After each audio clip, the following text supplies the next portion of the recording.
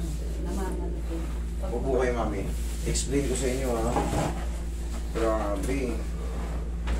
Put na siya, mami. Mami, ito maan lang to.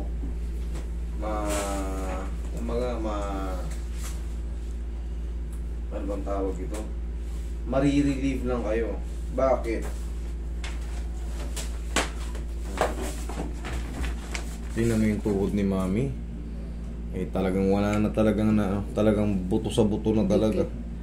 Tingnan mo to sa kabila mo, yung kabila mo medyo meron pa. Kahit pa paano may chance pa mawalan talaga ng sakit. Pero itong kanan mami, pag pinitik ko to, okay, wala nang sakit. Mawawala yung sakit. Mas magaan. Pero ito na.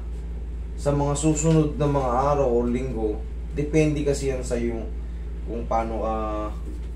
Siyempre sa paglalakad natin minsan lilihis o makakatapak tayo ng kunting wala nang pananggal lang eh. Napapansin mo naman, kita mo yung pinagkaiba, di ba? Itong kanan mo dapat ganito rin siya, may spacing, may allowance. Kasi ang tunay na ay ang ano ng tuhod talaga, kailangan talaga may matira siya sa gitna. Kumbaga yan, may allowance. Oo, may bakante talaga siya. Kasi pag buto sa buto, tulad nito sa kanya, ayan o. Yan, kaya pag ginaganon niya, mamamaga. Siyempre, papunta saan ba ang bigat? Diba, papapa? Dito masakit. Ito masakit. Kaya nga, kanan nga. Alright. Sabi niya, bakit hinihila mo? Sabi ko parang kasi... Hindi, sir, ganito nga. Next. Ayan o. Ito dapat ganito yung tuhod. Kumbaga may allowance. Yung sa inyo, itong kaliwa nyo, kaya hindi masakit. Kaya nang sabi ko, good pa to. Kumbaga mawawala talaga yan. Kung mayroon mang sakit ngayon yan, kaya nating i-0-0 yan. Pero ito, kita nyo, di ba? Mami, maririlit lang kayo. Mas maganda sabihin ko na yung ano, yung talagang mangyayari. Pag pinitik ko to, okay. Gaganda paramdam nyo. Pero hindi natin maipapangako sa mga lilipas na araw pag naglakad kayo, kasi madidiinan nyo talaga eh, walang nakaharang eh. Parang sasakyan, wala nang shock observer. Oo, wala yung goma yung sapi. Ano na talaga? Bakal to bakal talaga kagad. Siyempre, in the long run, bakal to bakal, kaya may tunog yung ano nyo. Alam niyo yung puti ng buto? Di ba minsan? Arterage. Yun. Ang nangyayari ron, masusugat yun. Madadamage. Okay. Gets nyo na, mami. Marginal TBR spar and patellar spar are seen. The rest of osseous structure unremarkable. Examination shows narrowing of the both knee space and more in the medial compartment. Medial compartment, ibig sabihin dito. Lateral sa labas. Yung medial. Sa kabisa. Oo. Pero ang binibigay ng doktor na gamot dito yung lang ano eh. No. Kaya ang tawag ito pa. Degenerative change, mostly. Ang mostly ibibigay sa inyo dyan, pain reliever, tsaka Hindi ako nagteteng. yung vitamin sa buto. Possible na mga BB.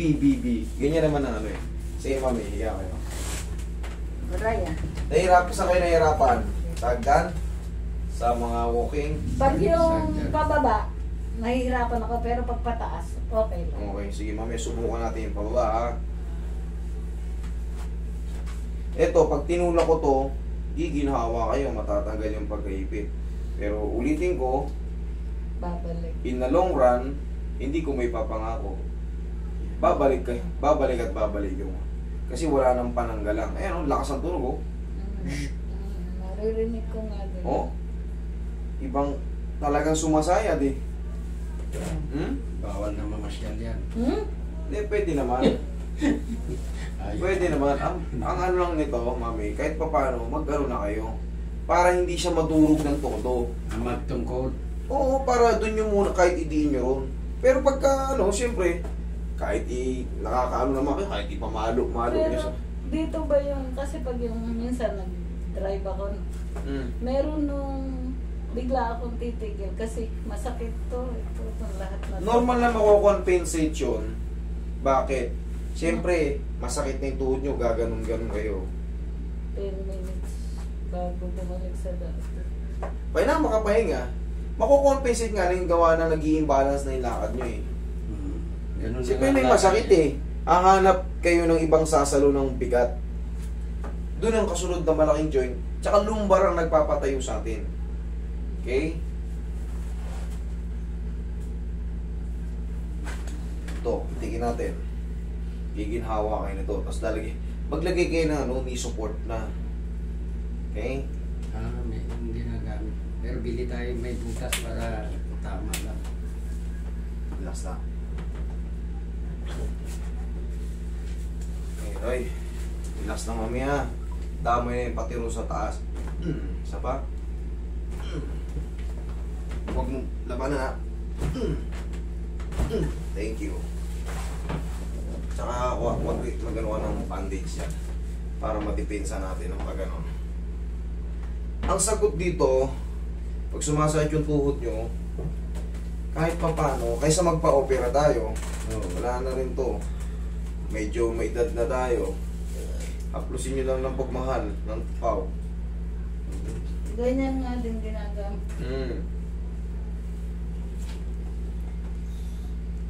Eh, yung kneecap niya, pwedeng araw-araw niyang gamitin para Knee support, oo. Knee support, oo. Tanggalin nyo lang yung pag matutulog na kayo. Kasi iba yung ano, baka mahigpit pa yung paggabi nyo. Para pag matutulog kayo, press ko yung ano. Mamamagala naman to yung tuhod nyo. Pag siyempre yung haba ng nilakad nyo, nagkukuskusan na yung buto sa buto. Talagang hindi kayo makakaiwas sa ganun na masaktan kayo. Wala nang pandepensa eh. Sira na yung tinatawag na medial compartment. Dikit yun talaga. Hindi ba in-explain sa inyo yan? Hindi, basta binigyan na ako ito vitamins mo, sabi mo. Yung ano, Kailangan. Caltrate. Binibigyan Oo, sa. vitamins. Hindi naman natatanggal, nakakailang bote na malmal. Pangkalahatan kasi yun. Ang caltrate kasi, pangkalahatan yan sa mga lahat ng buto mo. Ito kasi, marirelieve lang kayo ron. Yung ibang buto nyo para sa ano na yun eh, pangkalahatan yun. Yung ibang buto nyo para hindi magaya. Para tumibay yung ano mo. Pinapanood ko yung vlog nyo, doon pupunta.